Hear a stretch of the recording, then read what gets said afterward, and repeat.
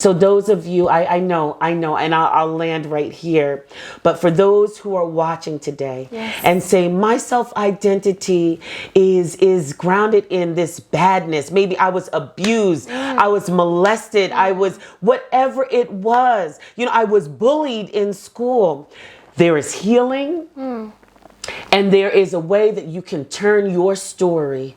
What was meant for evil can be turned around and be used, not just for your good, but it starts with you, but even for the good of others. Your self-identity, ironically, is not just for you.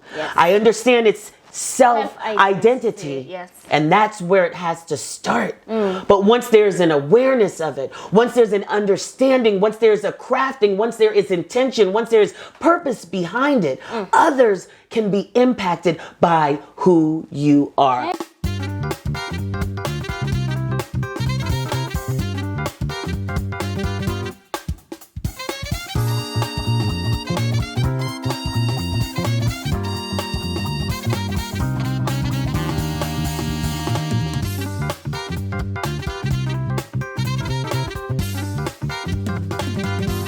Welcome to Unfold, where we see with a different eye and of course visualize with a colorful mind. My name is Hildah Lumati. Now today I'm here with Coach Vuyanzi again for the second time. And the last time she was here, we were talking about how to identify your purpose in life. So if you're watching us right now and you haven't watched how to identify your purpose with Coach Vuyanzi, I will advise you to go and watch that video. We're going to put the link in our description box. So if you haven't watched it, go and watch it. Today we are talking finding your self identity. I can't wait. I'm here for the knowledge. I hope you're also here to learn. Karibuni sana. Hi everyone, I am Coach Vuyanzi. I am a certified life executive and career coach, and I support dynamic men and women who are feeling unfulfilled, frustrated, and stuck to overcome obstacles so they can live their divinely purposeful life. Thank you. The second time you're here. Yes! The first time we were discussing how to identify your purpose, and so many people were touched by that video, and there are people who told me, we want Coach Vuyanzi to be back. And right now we're talking about finding your self-identity, because Coach Vuyanzi, so many people do not know who they are, and they're not confident. And we're here to talk about how you can find your self-identity and why it is very important. But before we get into all that, just take us through, what is self-identity? Oh my goodness. I even want to take a step back even farther than that. I'm thinking about the first episode we did together about identifying purpose. And I dare to say that if someone's watching this for the first time, this could have been the first one, recognizing who you are, and then doing purpose. So I'm like, we could actually do it that, if someone could actually do the reverse. But when we think about self-identity, right? In the simplest form, it is, who do you identify yourself as? Now that's very simple. You may say, well, I'm Hildah. I could say I'm Vuyanzi. However, then what we do is we think about how, or what are the influences that cause you to identify yourself in the way in which you do. So one thing I ask, when I'm doing my workshops, when I'm doing my talks, no matter where you go, you'll hear me ask those participants to say this. Who am I? And I don't just have them say, oh, everyone just say, who am I? No, I have them put their hand on their heart, close their eyes if possible, get quiet and say, who am I?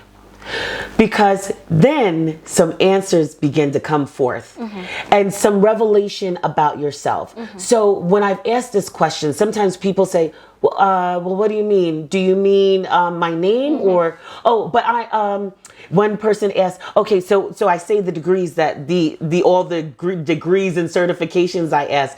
I'm like, well, how do you identify? Because when you identify self-identify, or you have that self-identity, well, everyone has it. However, it tells you a lot about how you view yourself. So someone who says, when you say, oh, who are you? They say, I'm a mom first. That's fine, but it's telling about how they identify. Yes. Maybe someone says, oh, I'm a TV presenter. Speak it. I'm a TV presenter. Out. Okay. So then that's how you're identifying with your career. Yes. So look and think about, I don't even know if I'm actually answering your question right now. I hope I'm in the ballpark of answering the question. However, the way we identify ourselves, our self-identity, gives us a lot of awareness about how we live every day, how we view the world every day, how our actions and behaviors are every day. Even the words in which we speak, it tells a lot about us when we say, well, what is your self-identity? Now there is, let me use my name. Now there is Hildah, who has been brought up by this family. When I'm growing up, I have been taught specific things, and that is how I'm living my life. I have normalized. And then coming to self-identity, I don't know if this is correct, but this is what I want to ask you. Is it the original kingdom agenda? By that I mean, who you are. Is it who God created when it comes to who am I? Wow, Hilda, I'm feeling like a theologian for a moment.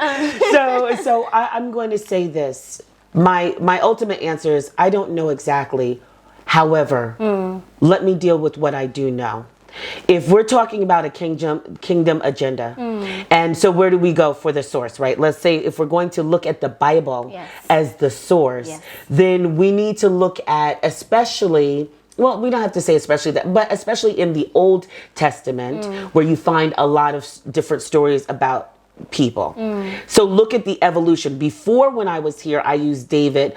However, we could use the evolution of self to get to the kingdom agenda. So the way you identify, the way self-identity is, it could evolve, but that may be all a part of the plan. Now, I'm going to speed up really quickly.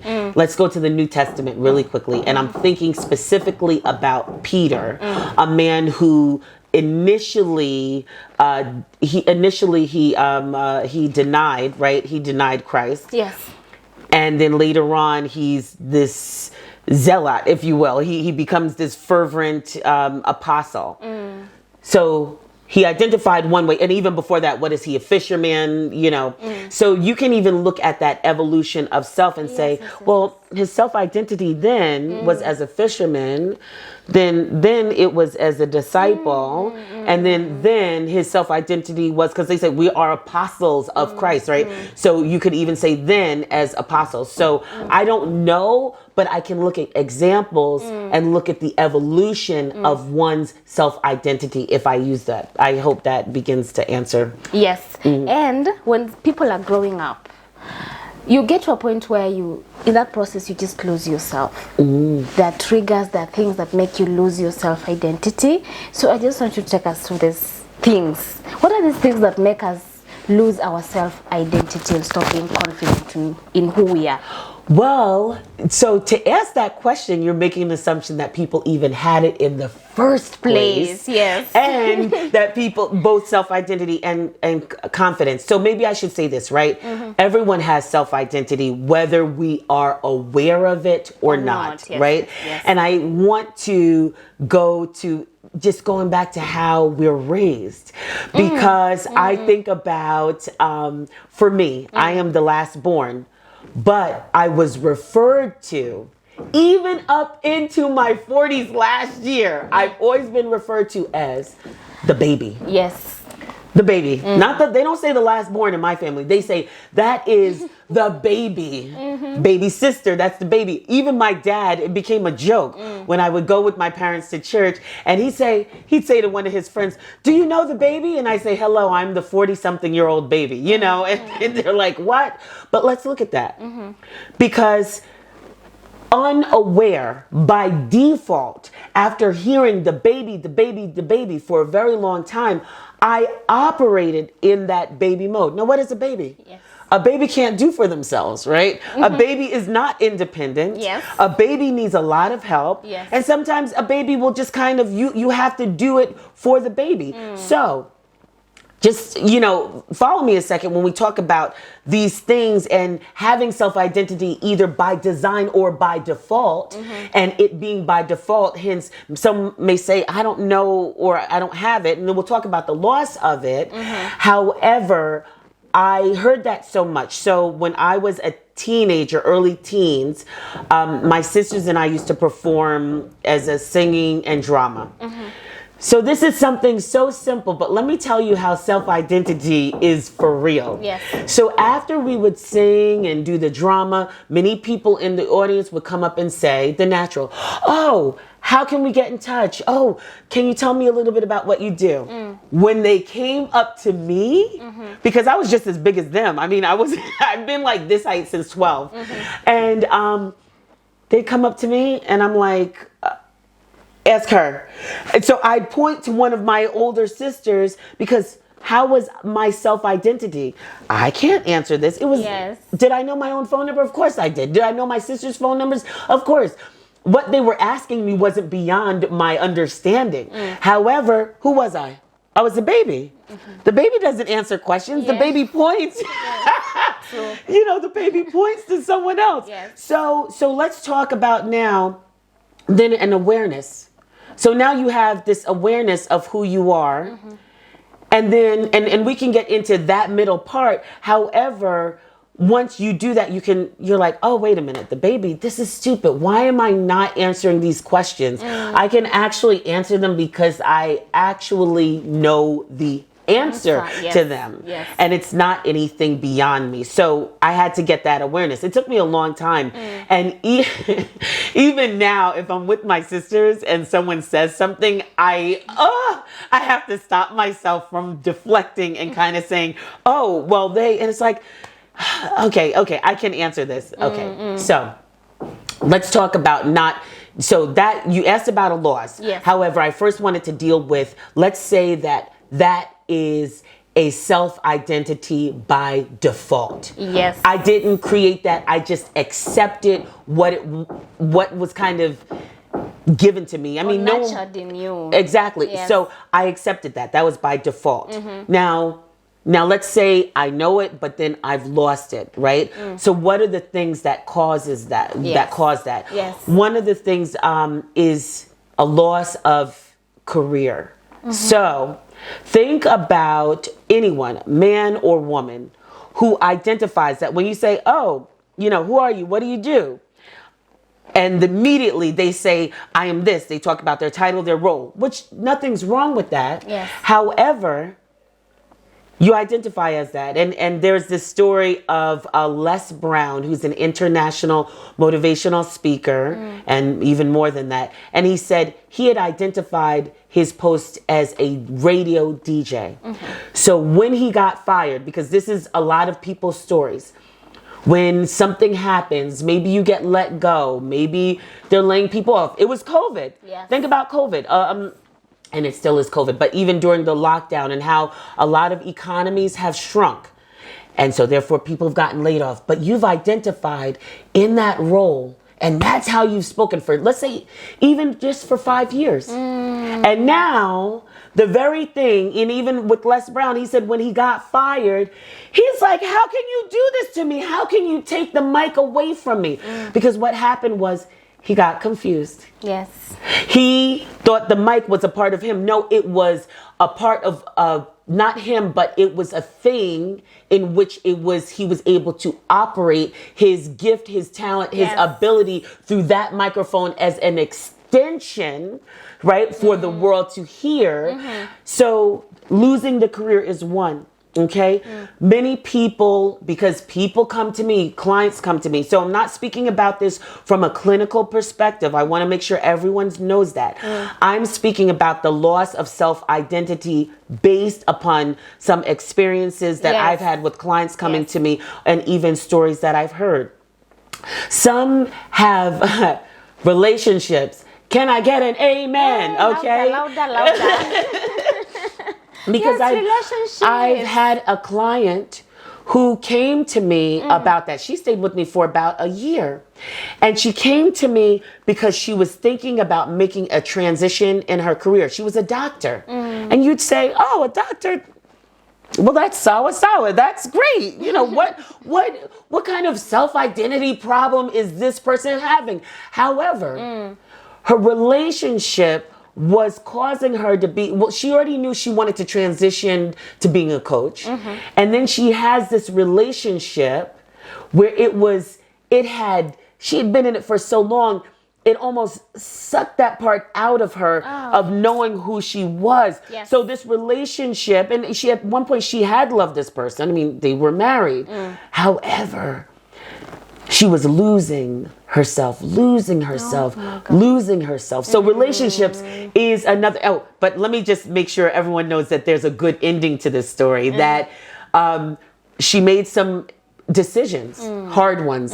However, in the end, when I see this woman, because I'll see her on Facebook, I see her on Instagram, there is a glow about her because I know she is walking in her true self-identity in what she's supposed to do. I always want to make sure people know there's a good ending to the story. Another way of people losing their self-identity are these two things that to me they're interconnected. And one is a lack of clarity and the other is being stuck. So it may be a matter of which comes first, the chicken or the egg. Do you lack clarity and get stuck, or do you get stuck because you lack clarity? I think it may depend on the person, but this is what comes up. So what do I mean? So I'm not sure who I am. And if I'm not sure who I am, I'm stuck where I am because I don't know where I'm going. Hence why I mentioned in the beginning about those who maybe are seeing this first and didn't see the purpose, you know, or how to find your purpose. Yes. Because sometimes you got to move from that lack of clarity, into moving from being stuck, now into your purpose. Why? Because now you can identify and now you know who you are. So these are some examples that I've seen. Oh my goodness. And also, can I just say one more thing, Hilda? Okay. Speak. All right. I want to say something, and I want to really make sure also for those who identify a certain way, and this is what I mean. I actually brought here with me, it's in a plastic, because right now I don't think I'm ready to take it out. But this is, I don't know if the camera's able to get it, but this is this is a mask. This is a face mask, and there's a face on here. And this is the face of my sister who died on Easter Sunday this year in 2020. The reason why, something told me to pick this up, and now I know exactly what it was. So my sister's name was Virginia. We called her Jenny.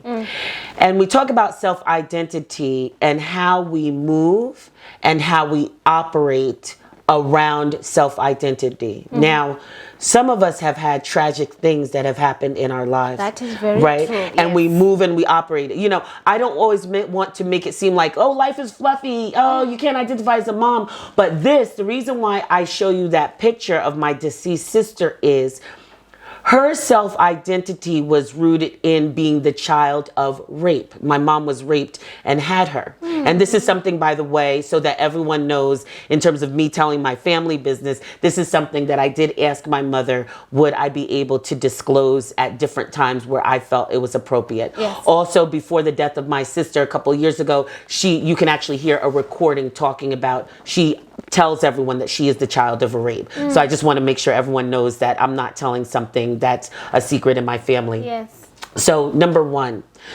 when we're thinking about this and those people who have had tragedy, and those people, you know, not everyone these days are born out of rape. My sister was much older than I was, but a lot of times we're moving and we're operating in that, Yes. right? Yes. And I'll leave this here because, you know, it's too late now to talk to my sister about how she was. But I know that her self-identity, based upon things that she said over the years and other things, that a lot of it was rooted in knowing that she was the child of rape.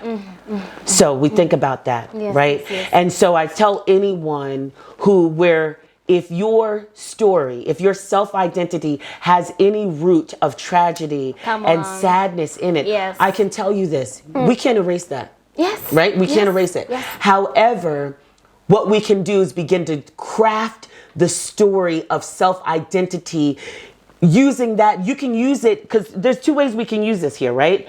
Yes. My sister could have said, I'm the child of a rape. My mom was raped and raped and raped. Or, you know, there could be another way that it could be used. You know, I am the child of rape. However, right? Okay, just even one more story, right? Because a lot of times we're like, not everyone's story is all good. Not everyone, like I have some dysfunctional things in my story, but it's not rape, you know, and kind of like when you hear mine, you might kind of roll your eyes and say, okay, next question.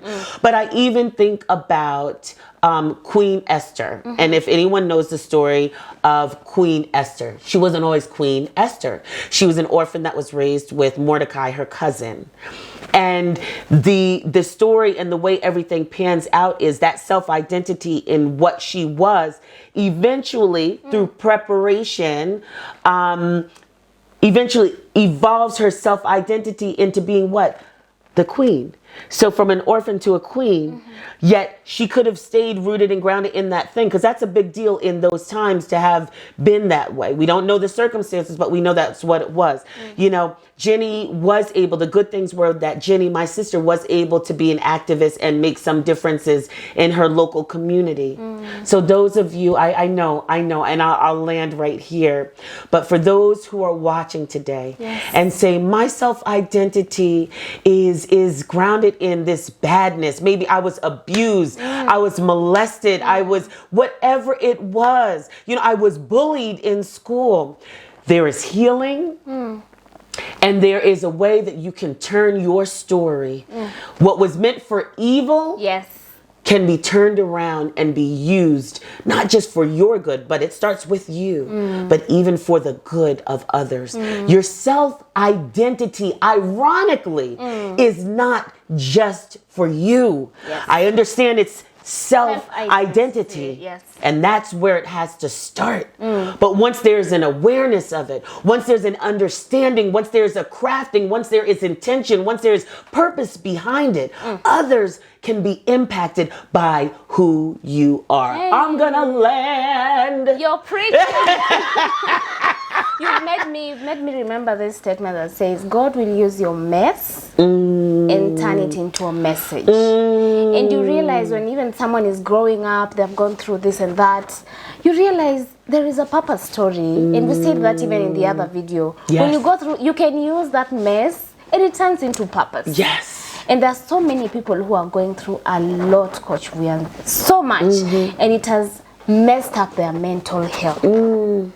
So my question is, how can loss or rather lack of self-identity mess up your mental health? Well, I want to talk of it from a non-clinical perspective, right? And I just want to say that what I see is even just really still connected to the feeling of feeling lost and not having a purpose. So many people now more than ever, you know, it says your gift will make room for you. And I'm seeing that this gift of an understanding that have been blessed with of purpose and walking in it has so many people getting drawn to me to really talk about like and ask like, how am I supposed to find my purpose? I know that there's more. So it's directly connected. That's why I say first is really finding out who you are. You know, go through coaching, shameless plug, but go through the coaching, going through whatever it is that you need to get to yourself. Because when you're lost, you ever been lost before? Yes. You don't know where you're going. Actually, I've ever been stuck. When you're lost, you actually get stuck. Right. Yes. And so that lost, that being stuck, that being together. And I'll tell you this, all I can say is I don't know clinically what it can do, but I know that people feel stressed because now they're feeling like they're spinning their wheels. They're not really getting anywhere. Why? They don't know where they're going anywhere. Why? Because they haven't identified who they are. Yes. Right? Another is that stress, even feeling like they're down, like, why am I here? Like, instead of spinning, but now it's the opposite, right? Like, why am I even here? What am I doing in life? And you know, that feeling of depression, I've been one who's been depressed before. It's not good. And unfortunately, there are those where it can lead to even more tragic things. So stress, depression, and that in itself, those are just some things. The feeling lost, whatever comes with that. And even, you know what? Not knowing yourself, sometimes you can waste time. That is very That is not a mental health issue, but sometimes if you're not making the effort even to find out who you are, you know, stop wasting time. There, and I'm not going to say time flies. I'm not going to say that, but with the time we have, don't waste it. You know, get to that self-identity or ways that you can, especially if you're asking questions. And I say this to so many people, right? If you're asking questions like, well, I don't know who I am. You know, she said this question in the beginning, who am I? I'm thinking about this, wasting time, but also knowing what you're motivated by. Sometimes some of you, and I'm going to speak to everyone who's watching, some of you will watch this today, right? They're going to identify, and I'm going to speak to them. You will identify with what you hear because you're going to say, I don't know who I am. And you're going to let the video play to the end. And then you're going to not do anything. Yes. You're going to live your life. Okay, fine. There are going to be people who will hear this and be motivated by it. Like, let me get, oh, maybe this is why I don't have my purpose, because I don't even know who I am right now. Okay, and then you're going to turn off this video and you're going to do whatever you feel it takes in order to get to that self-identity. So I will say this, if you're the first one that I mentioned, and you're not being motivated by what you hear, it's not a bad thing, actually. It's not a bad thing. But be motivated then by what your life will look like when you are finished this beautiful life that we have. And what will they say about who you were and how you built your life. We say, what's in between the dash, right? It's your born year. It's the year you die. But what's in between there? The dash. That self-identity has everything to do with that. And so know how you're going to be motivated even today. Because some of you will hear this and you're going to be motivated by what you hear right here. But then if you're not, then think about what will happen if I don't identify who I am. Now let's talk about there are those people who, like we said, have lost their self-identity. There are those who say, I have my self-identity, but I'm not even sure, you know? We have so many different kinds of people, and in every situation that they're in, I want you to talk to them right now.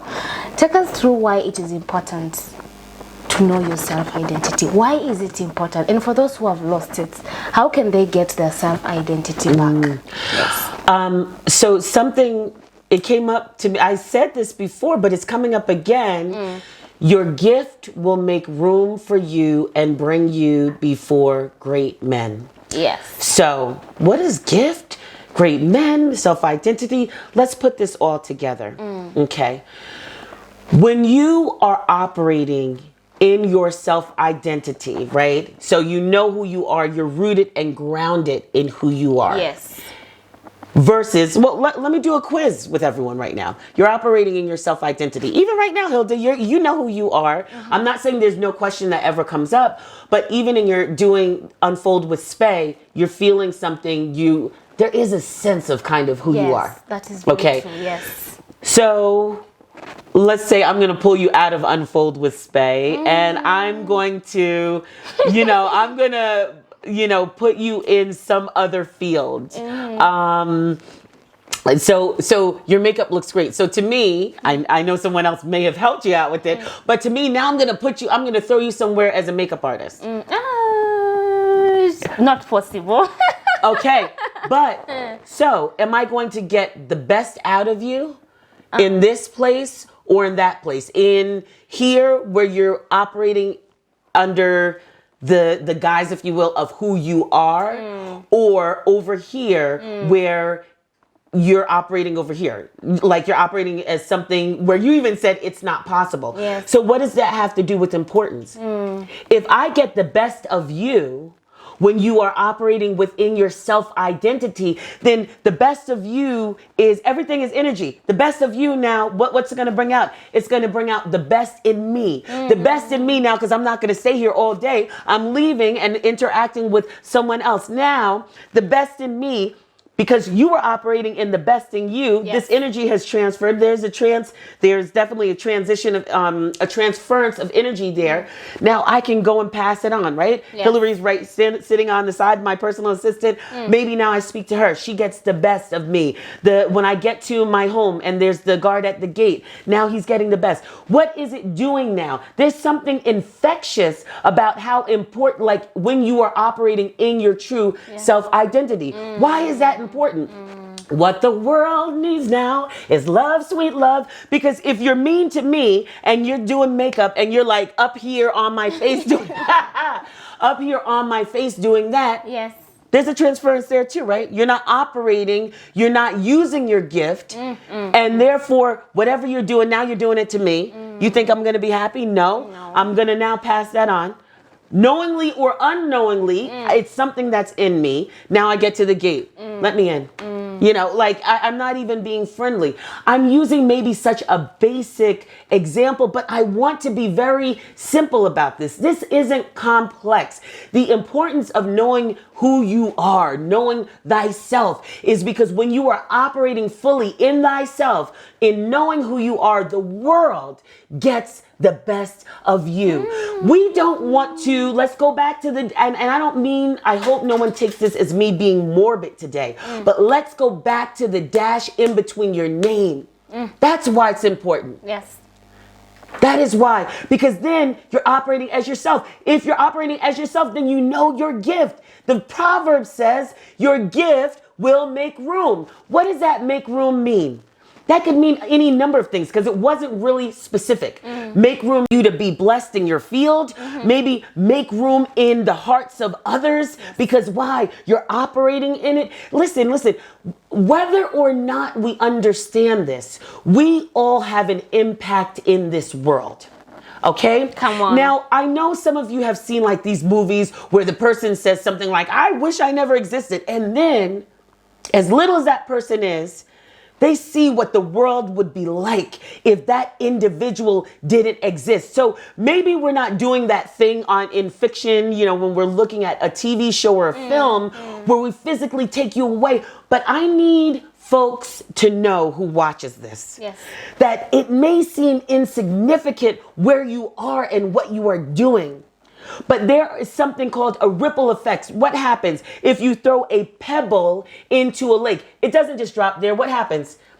There's the ripple effect that goes out. So directly or indirectly, the importance of operating in our self-identity is because of impact. It is because the ripple effect. It's because the world needs you. I get really excited. Okay, I'm going to drink my juice. When you're talking, people need to know there will never be a Hildah like the Hildah that I am. Someone might be called Hildah, but that doesn't mean they're me. There's only one Coach Vuyanzi. There's a reason why you're here, and there's a task God has given you. There's a problem you're supposed to fix. So when it comes to self-identity, it is you, Hildah, Coach Vuyanzi. You're here for a reason, and no one can do it like you. People can host, for example, Alvin can be doing the production. No one can do it like the way he does it. There might be a million people who do production, but everyone is unique in their own way. And there's someone who is asking, how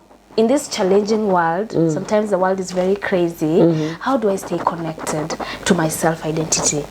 How do I do it? Because it will get to a point where someone will feel less about themselves. It's part of life. But how do I stay connected to my self-identity? Oh my goodness. Okay. There's so many things coming in my mind. Okay, mind, slow down. So number one is self-awareness. And really, I'm not even going to say number one. If we are, because I'm such a teacher and this is how I think, if we're making a circle, right? And then we're going to put something in the center, it's self-awareness. Yes. So what do I mean by self-awareness? Well, at least being aware of when you're connected versus not connected. Be aware that life is about setting an intention. So right now, under the sound of my voice, and seeing me too, hello, a person can say, I want to set an intention of knowing who I am. Yes. We don't have to, this doesn't have to be some pie in the sky. You're watching this show on YouTube, they talked about self-identity, but how can I find it? Set an intention. An intention is not about the how just yet. Yes. First, it's about the end. I want to be connected with who I am. So why don't you start with waking up with that as a part of your morning routine? Wake up, your eyes open, you say, thank you, Lord, or being grateful, and then say, today, I'm going to know who I am. I mean, whatever works for that, for that. Also, yes. Okay. The other thing, be, do, have. Okay. So what does be, do, have? Become, so let's say you set the intention, I want to have a self-identity. Yes. Because I don't know who I am. Or I want to know my true self-identity. So become that person become a person like who has the self-identity. So what does that mean? That may sound confusing. So if you had that true self-identity, what would you do every day? Would you wake up grateful? Would you wake up joyful? Would you walk with a different walk in your step? Would you do your work the same way? So notice what I'm not saying. I'm not saying what exactly that true self-identity is. Yes. I'm just saying become a person as if you have that true self-identity. Okay. Do. So now, you become that. You start doing the things a person with self-identity would do. From the time you wake up to the time you go to sleep, you start thinking about, well, what would they do? How would they act? What type of conversation would they have? Would they be complaining about what they don't have, what they don't know? Or does a person with self-identity have the confidence and rooted and grounded? Fake it, right? Be, do. And then, as a result, because this happens, you don't work on just achieving that that true self-identity, but now you have it. You become it. You do what that person would do. And then as a result, you have that self-identity. Listen, by the way, this isn't like do this and in 3 days you'll have your self-identity. It's not that. No. But it is a process, right? Because many people watching this, when they say they felt lost, a lot of them have had that nagging feeling for years.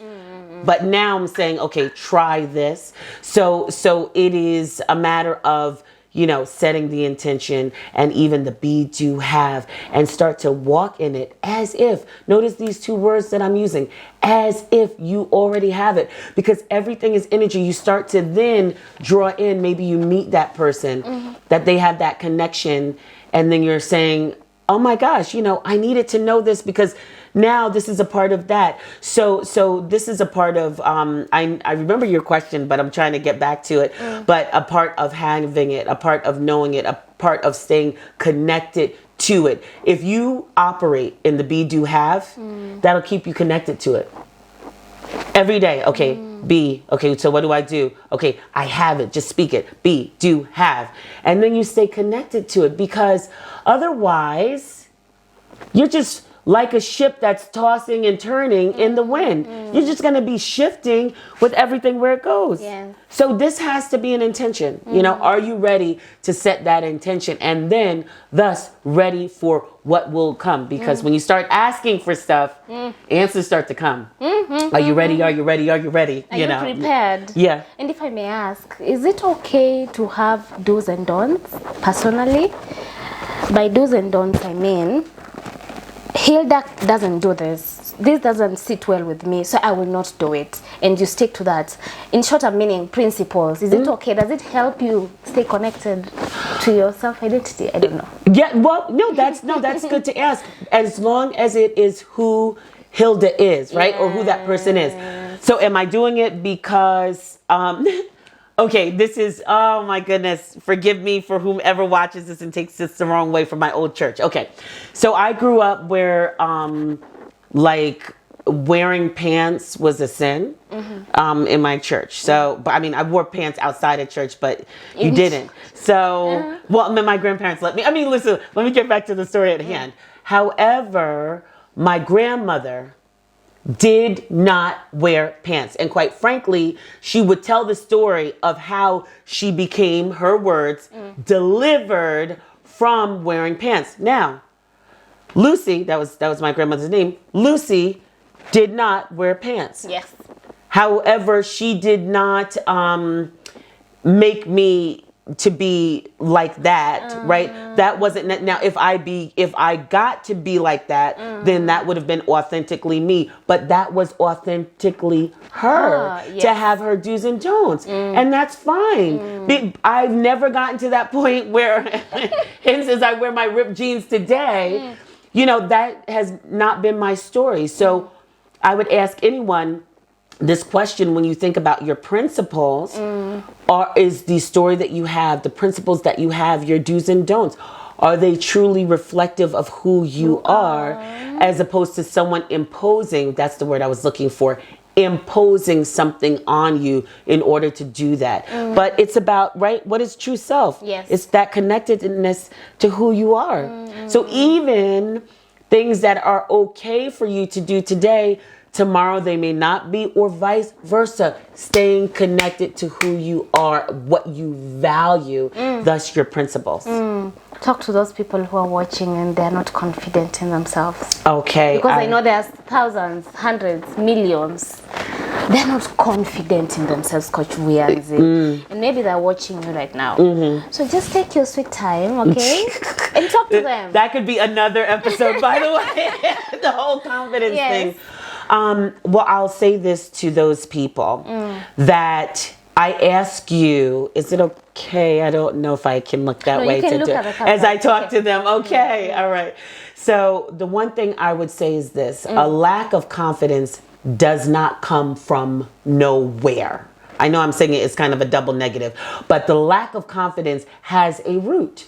Yes. So I ask you first, don't look at it on the surface level as like, oh, I just don't have confidence, or you don't feel that confidence.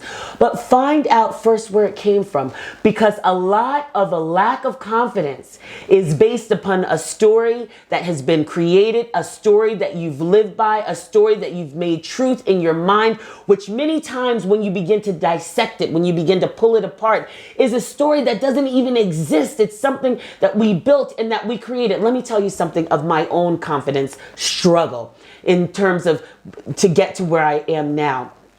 I was one who was, I guess in a way, even though a lot of people liked me, there were a lot of people that bullied me too. So what was I bullied about? I was bullied about my looks. I was bullied about the color of my skin. And my love language is words of affirmation. So sometimes when you're raised by people with different love languages, you may not feel the love in the manner in which you need to feel it. So notice what's happening. I'm getting bullied with words, right? Words. And I'm not getting fully what I need on this side. So what begins to happen? It was a story I created. I'm ugly. I'm too dark. My hair's too coarse. You know, I'm too heavy. I'm too hippie. I'm too this. Confidence lowered. No guy wants to talk to me. Nobody wants to speak to me. This story has been created. Remember what I said the root was. So then one day I was doing a youth group many years later. This is now just about 10 years ago. I was doing a youth group at the church I was attending at the time. So it was for 12 and 13-year-olds. And I said, oh, wow, I have a picture of when I was 12 or 13, and I pull it out and I look at this picture, and old things start coming up. And I just said this, you know what? This picture is the ugly me, and they're just gonna laugh at it, and I'll be okay. I'll be okay. Okay. I take the picture. I go to youth group. I said, you know, in the spirit of, since you guys are 12 and 13, I found my picture and here it is. I put it down on the table so they could see. I waited for the laughter because I'm ugly, right? I'm ugly and there's so many things wrong with me. There was nothing but normal reaction. Oh, look. Oh, it kind of looks like you now. Wow. You know, they were just normal. I'm like, wait a minute. They looked at my picture and they saw something normal? Is that the same person who's ugly, who's this, who's to this, to that? That's when I started to realize, oh my gosh, well, it was already starting to happen, but even more so, that I started to realize that the story from when I was 12, even really going back, it started when I was like 6, that the story from like when I was 6 years old was a story that I had kept with me into, at the time, my 30s. So I want you to imagine where my confidence was at that time. So this is why I say to you, find the root of it, because in the end, me taking out that picture and them not thinking was a big deal, and no one saying I was too ugly, I was too dark, I was too this, I was too that, it made me realize that that was a story that I had lived on. That was the story in which I had thrived. This is a narrative in which I identified, in which I self-identified, a story that was not a fact. And then things really started to change then. Things really started to change then. Even now, when I look at my kid pictures, I don't even look at myself the same anymore. Like, oh God, I don't even look at that. I'm like, oh, there goes me. Why? Because I found the root of it. I called it out what it was. It was a lie based upon what someone else had told me. And now I can walk in true self-identity as a beautiful mom of 3. Come on. And I can call myself that, right? Yes. It's not about being, you know, some of you mistaken that confidence for being cocky. Some of you mistaken it for when they say he's so arrogant or, you know, these different words. No, confidence is knowing who you are. I know and I operate in my self-identity, in who God has made me, in my gift, because why? It's making room for me. And that is your spiel today on confidence. Can I clap? You have made me remember Reconfidence by Paps. Yes, my colleague. And she asked a question on that book. What happened to the 5-year-old you who could do everything? What happened? Sometimes we need to go back and point a finger on what changed everything about my confidence, my self-identity. And Coach Vuyanzi, sometimes it takes mind renewal. You need to renew your mind. You need to unlearn. You need to relearn. I mean, life is about unlearning and relearning and learning. You know? Yes. And that was powerful. Just talking about why self-identity is very important. And that is what people need to, let me say, normalize. Because it plays a huge role in our purpose. It plays a huge role on what we do in our everyday life. Like I can say self-identity is actually everything. Yes. About you. Yes. Yes. Yes. And thank you so much. Thank you. Thank you for shedding some light. Awesome. Again. Thank you. I love being here. I love it. Thank you. And helping those who are watching to just realize how important self-identity is. And there's one thing I want to ask whoever is watching. I want you to just take your time, even if it means closing yourself in a room, going on vacation. I don't know what it will take. Take time and ask yourself, who are you? Who are you? Who is Hildah? Who is Coach Vuyanzi? If you can answer that question, self-identity is very important. Thank you so much for coming, Coach Vuyanzi. Thank you. That was Yes. Thank you so much. Thank you. Oh. I'm looking forward to having you again. And again, and again, and again. Oh, that'll be on your show. On the, you know, the networks. God bless you. Yes. Awesome. That was Coach Vuyanzi for you. We had a very lovely conversation when it comes to just the importance of self-identity. And guys, if it takes renewing your mind and unlearning and relearning, go back to that 5-year-old, like Pap says in her book. And what could you do? You could do everything. What happened? What is the problem? Who is that person who changed your mindset? What is your story? Are you willing to share with us? Unfold is here for you. How can you reach us? You can either call us, you can text us, or you can email us. And just in case you're willing to support our content, our till number is 5548597. Until next time, bye.